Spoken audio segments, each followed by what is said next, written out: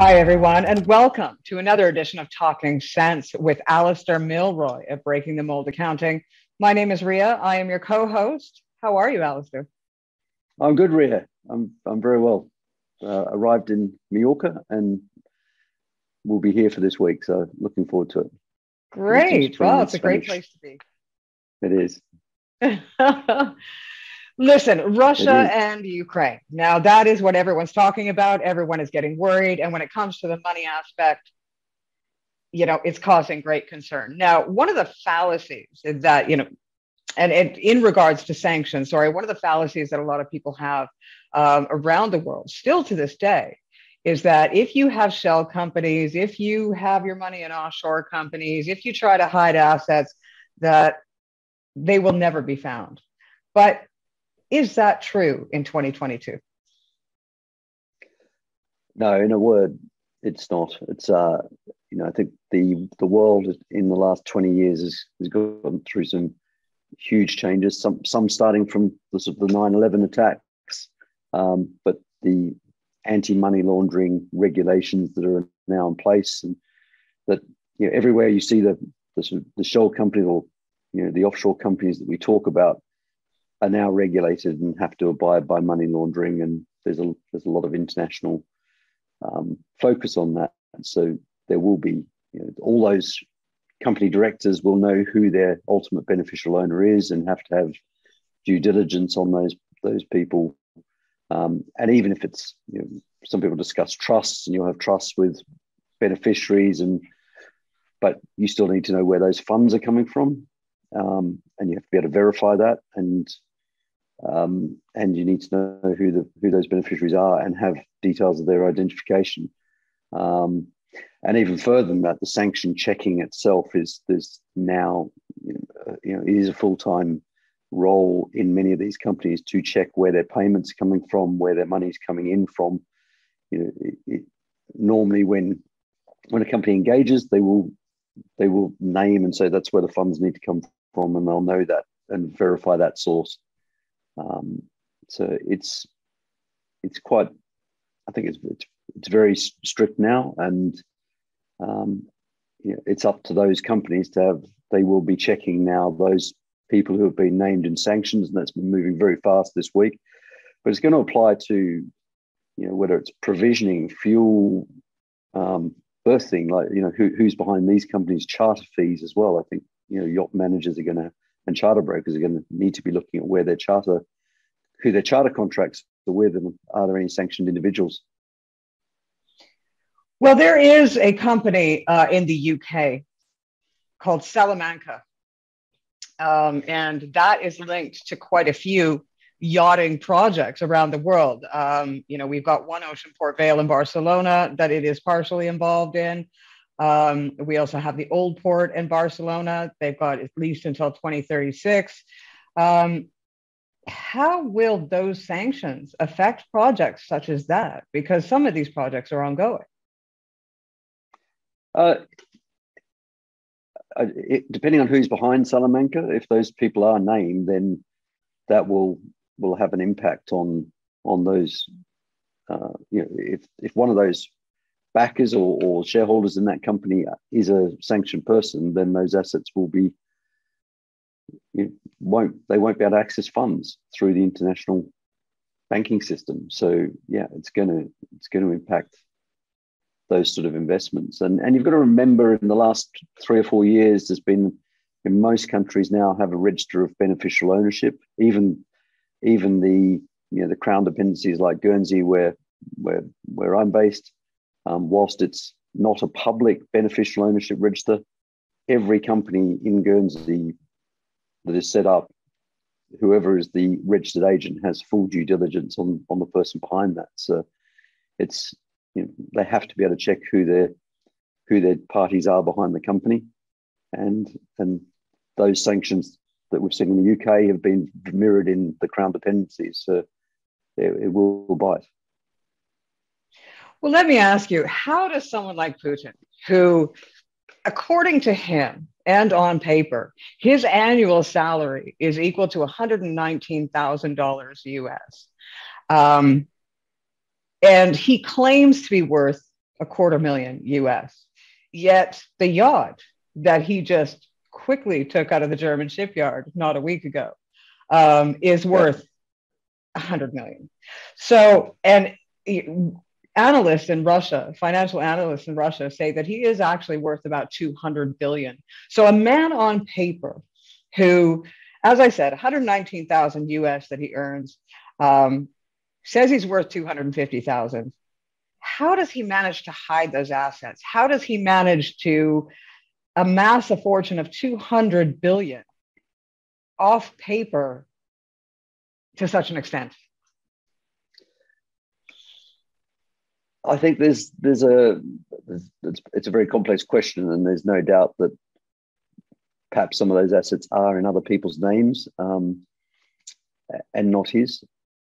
I think, and I saw this on the weekend. I was reading actually one of the things that could make these sanctions very difficult for the Russian government and Putin's inner circle is that actually so much of their wealth, if you look at the GDP of Russia, they estimate the public figures of 15%, I think, of what it actually is, because so much of it has been moved offshore. But the fact that those assets are all in foreign countries outside of Russia and not declared actually makes them much easier to freeze and probably put more pressure back on Russia, because they're not going to be able to bring those assets back into Russia, particularly if the SWIFT payments. I was talking to someone last week who said banks are already talking about not refinancing.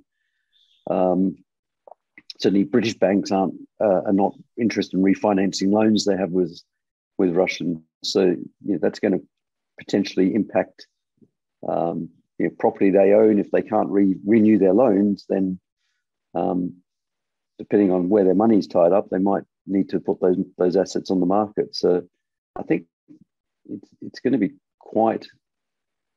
have quite a lot of impact. And I think that's, back to where Putin, he's clearly worth more than what he's saying on paper. And it's where those structures are and how that is going to impact. But certainly where they're in the countries like Britain and like America, and where these sanctions have been applied, then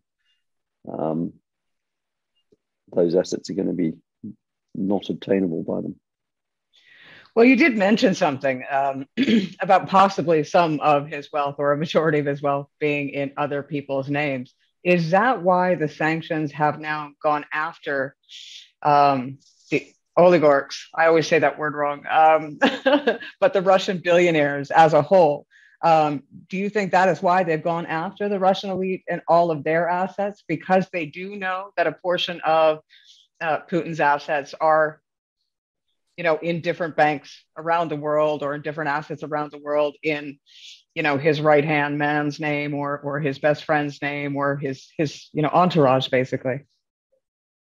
Yeah, I think they're trying to hit them where it hurts, I think, on this basis. And these sanctions will, it's not just where those assets are, it's going to be where they, if people want to charter those yachts. I'm sure if some of the elite may get someone else to charter a yacht for them in a different, in that person's name rather than in the high profile person's name. But if by expanding those sanctions out and linking it to more people, then it's more likely to stop those funds moving around and those assets, particularly where it's real estate assets and things. Then that's, property is where it is. It's an immovable asset, so it's much easier to control in the country and be hit by sanctions. Well, in my research, I have noticed that it almost seems as if Russia has become this octopus in the yachting industry, with tentacles absolutely everywhere. What type of impact do you think overall will it have on the yachting industry financially with sanctions on Russia? I think for crew, it's going to be very, very hard. And I'm thinking for those Ukrainian and Russian crew who are perhaps impacted because they can't transfer money back home, so they're effectively cut off from home. It could impact the charter business and provision. I think it's going to have quite a substantial impact this year.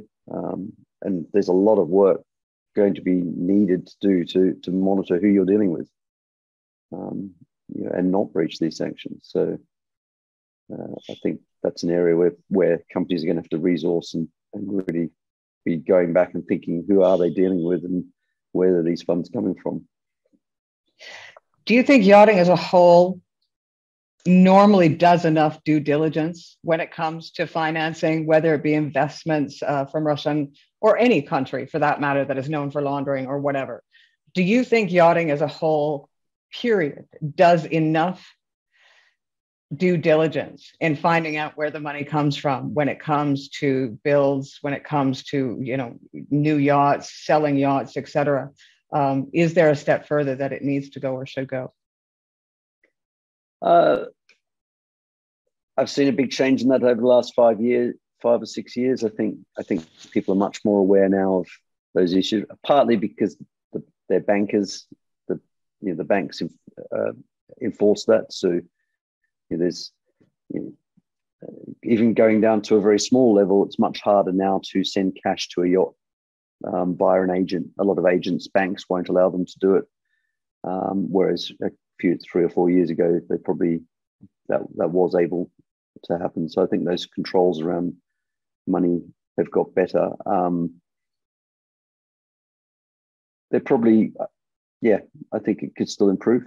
And again, it depends where you deal with. If you're not, if you're dealing with it from a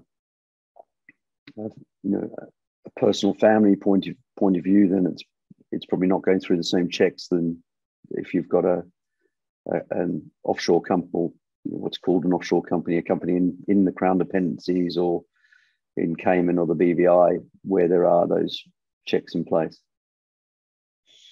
Do you think this situation will cast a glaring light on the possible inefficiencies that may be out there right now? I'm not sure it'll create a glaring light, but I think it will. It will be interesting to see how it pans out, and how much these do bite. I think there's been already. I think reputationally for the industry, there's already people saying, well, how many Russians own yachts? And it raises security issues around those yachts as well. I think there was an incident here in Mallorca just with a crew member taking a yacht security into his own hands. So it's certainly going to be a reputational this issue to be managed, and communication to be managed for the industry. Well, Alasdair, this story is going to be unfolding, and as sanctions are announced, I'm sure, more and more sanctions will happen if this war continues. I'm sure we will talk about the financial effects of that as time goes on. I want to thank you for your insight and for your time. Thanks, Ria. It was great to talk to you again, and it'd be interesting to see how this pans out over the next week until we talk again. Yeah, well, and if everything works out, then I think we're going to be talking a bit of cryptocurrency in the next little while, because I really know nothing about it. And I would be very interested in knowing a bit more about it, because there's all sorts of tax implications and different things that are happening. And, once again, it's the same as this situation, do your due diligence on where the money's coming from. People sort of think the same way they did 20 years ago, that, okay, your offshore accounts, you can hide it. And then, 5 years ago, cryptocurrency, you can hide it. And times have changed. And I think we all really need to be aware on a very human level and on a very basic level, what our liabilities are and what the law requires us to do. And that is really what this show is all about, is really sort of explaining things in just a more basic way, so that those that aren't accountants and trained in accounting have a better understanding of what 2022 is all about financially. Yeah, definitely. And whether it's a cryptocurrency or whether it's you know, asset or money or cash, you need to know where it comes from, and you need to better to have evidence of that.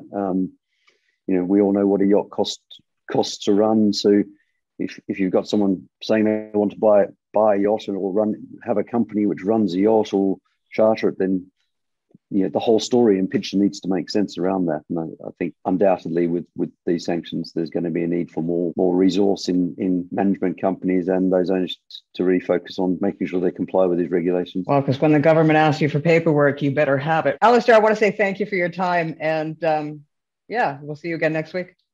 Okay, great. Thanks, Rhea. Take care. You've been watching another edition of Talking Sense right here on Yachting International Radio with Alasdair Milroy of Breaking the Mould Accounting. We'll be back again next week.